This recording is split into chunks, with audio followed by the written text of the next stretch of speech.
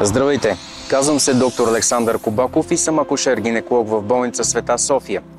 Всички знаем колко е неприятно да се ходи по болници, но днес ще ви разкажа повече за това какво е профилактичен гинекологичен преглед, за да не се страхувате и да го направите за своето здраве. От вашият личен лекар може да вземете направление за консултация с акушер-гинеколог. Ако нямате такова, може да запазите своя час като платен прием. Тук, в чакалнята, пред кабинета на вашия акушер-гинеколог, може удобно да се настаните и да изчакате времето за вашия преглед. Вече сме в кабинета по акушерство и гинекология. Тук ще се настаните удобно, за да се запознаете с вашия акушер-гинеколог и да споделите какви са причините за срещата с него. Понякога причините могат да бъдат свързани с някакви оплаквания, но най-добрият вариант е да посещавате акушер-гинеколог регулярно, поне веднъж в годината, за профилактичен гинекологичен преглед. Ще ви зададем няколко въпроса, свързани с вашето състояние, с периодичността на менструациите, с половия живот, различни оплаквания. Всичко това ние наричаме снемане на анамнеза.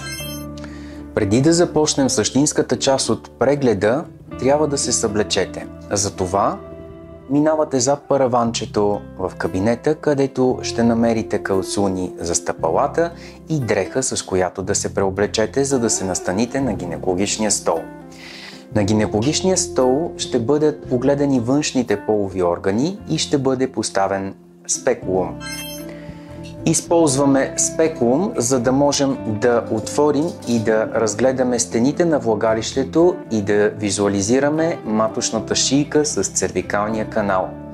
Това ни е необходимо, за да можем да преценим наличието или не на инфекция във влагалището, за да направим допълнителни изследвания.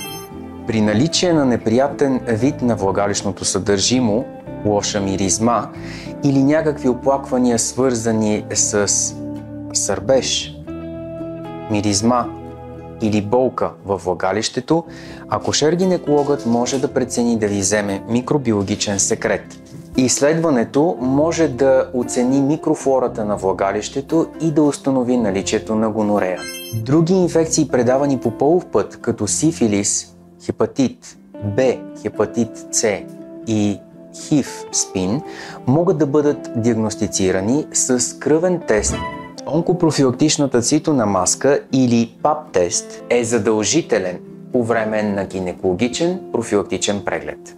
Понякога вашият акушер-гинеколог може да предпочете друг начин за определяне на наличието на ракови или предракови клетки в маточната шийка и цитономаската да бъде заменена от по-високо диагностичен метод, каквато е течно-базираната цитология.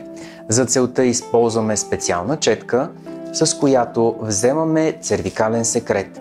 Запомнете, изследването течно-базирана цитология и цитономаска, ПАП тест, са методи за определяне наличието или не на ракови клетки. Влагалищният секрет е изследване, което определя наличието или не на инфекции. Когато искаме да изследваме специален тип микроорганизми, като вътреклетъчните паразити хламидия, микоплазма и уреаплазма, използваме цервикален секрет. От цервикалния секрет на маточната шийка вземаме част от секрета и го поставяме в специална среда, за да може да бъде изследван генетично с ДНК изследване, което да потвърди наличието или не на инфекция с уреаплазма, микоплазма и хламидия. В вашето изследване може да се включи и колпоскопията за още по-добра и адекватна оценка на цервикалния статус. След свалянето на спекулума следва бимануална палпация. С двете си ръце акушер-гинекологът ще изследва вътрешните органи в малкия таз. Едната ръка под формата на пистолет прониква във влагалището, а с другата се стреми да опипа матката и двата яйчника. Когато резултата от бимануалната палпация установи болка, тумор или обем вземащ процес в малкия таз, или от анамнезата е станало ясно, че има някакъв друг проблем, който изисква допълнителна диагностика, може да бъде направена вагинална ехография. С помощта на вагинална сонда, която е покрита с презерватив, се прониква във влагалището и се гледат вътрешните органи. Може да бъде оценен ендометриума. Това е лигавицата на матката. Може да бъде оценен миометриума за миомна болест на матката. Може да се види също така структурата на маточната кухина и наличието на вродени дефекти при матката. Двата яйчника също могат да бъдат оценени с ехографско вагинално изследване. Броят на фоликулите, наличие на жълто тяло, кисти и други патологични процеси.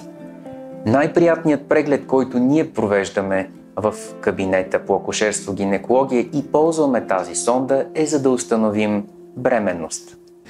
Ехографските сонди за коремен достъп и 3D, 4D сондата се използват обикновено в акушерството, за да бъде направена по-детайлна оценка на плода.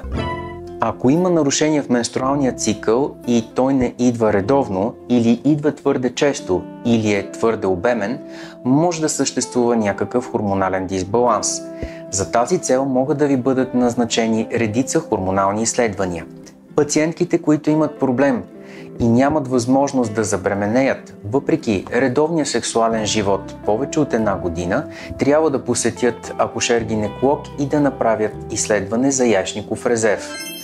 Пациентките, които са в менопауза и нямат менструация, редовно трябва да се подлагат на ехографски преглед или мамография на двете млечни жлези.